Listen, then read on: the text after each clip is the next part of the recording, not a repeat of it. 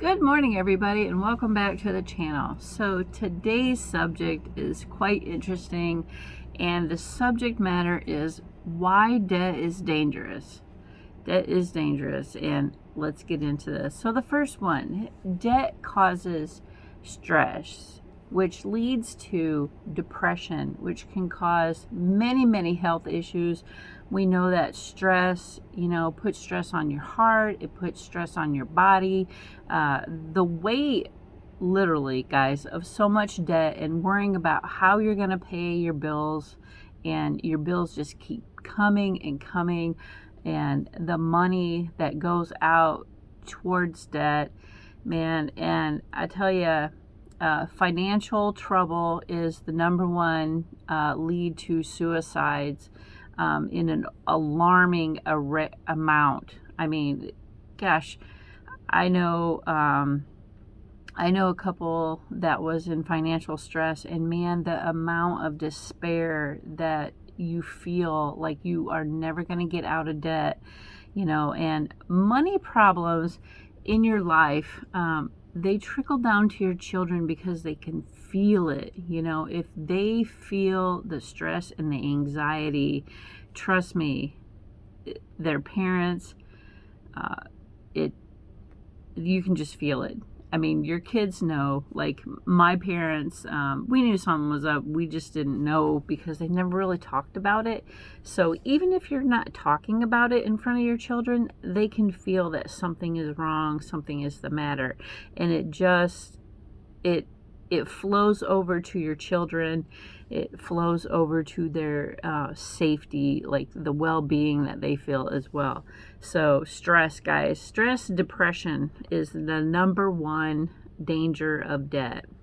All right, so number two, so debt takes from your worth.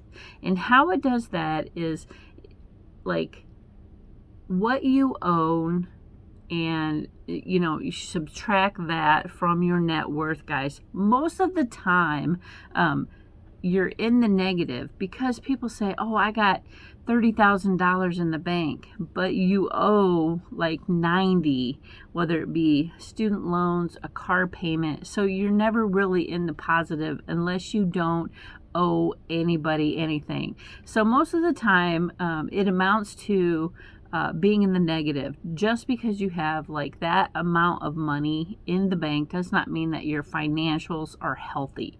You're still in the negative. And I don't know why people think that cars are assets. Cars are not assets. Cars are liabilities.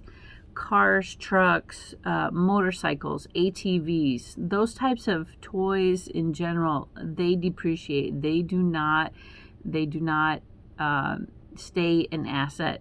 The only thing that would be an asset would be a rental property, because it's bringing you in money. But if you own or owe on it, that asset becomes a liability until it's paid off. Until it gives you positive amounts of money, it is a negative asset. Yes. All right, so number three is accumulating debt. So accumulating debt is so easy.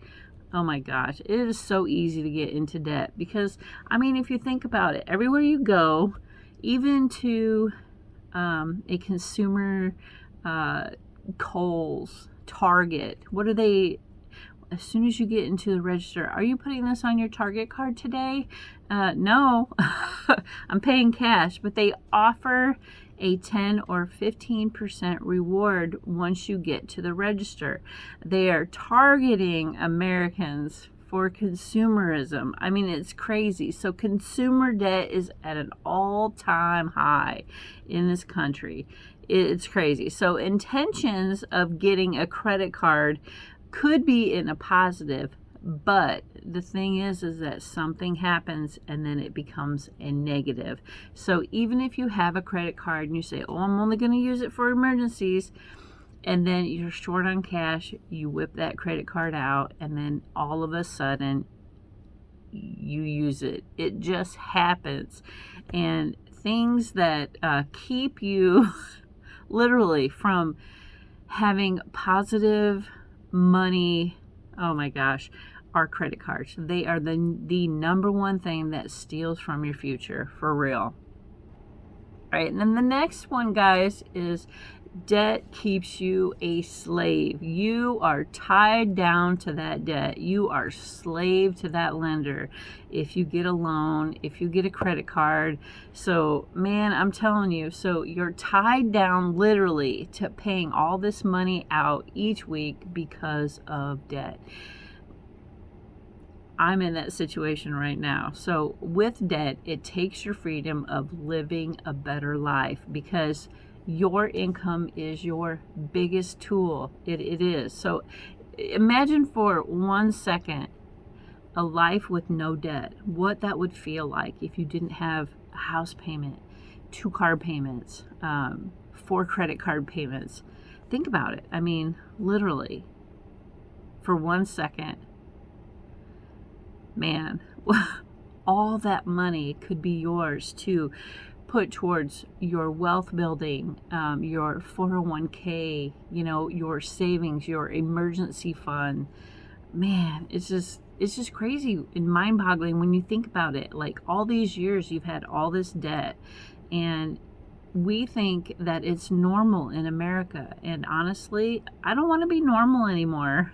So, all right, let's get to number 5. So, number 5 is debt literally steals from your future. It steals from your kids, from giving your kids even a better life, your grandchildren, their grandchildren, because literally you have no ability to see the future when you're stuck paying for the past. Huge. You have no ability to see the future when you're paying for the past, literally. So bad decisions will stay with you a lifetime, literally a lifetime. So if I had children and I'm in debt and I decided not to be on the debt-free journey, I would not be able to leave my children anything except for the piles of surmountable debt, literally.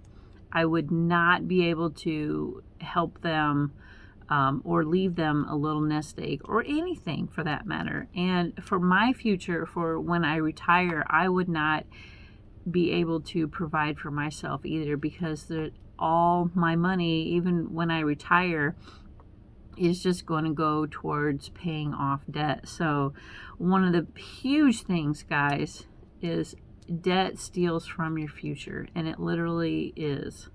So all right, guys, so those are the top 5, and it's crazy. I mean, if you think about your life with no debt, or even half of the debt that you had, I mean, wouldn't it be nice to pay a couple credit cards down and get rid of maybe a loan, a car note, so all your debt would not be going towards bills and groceries, and you would be able to save a little bit.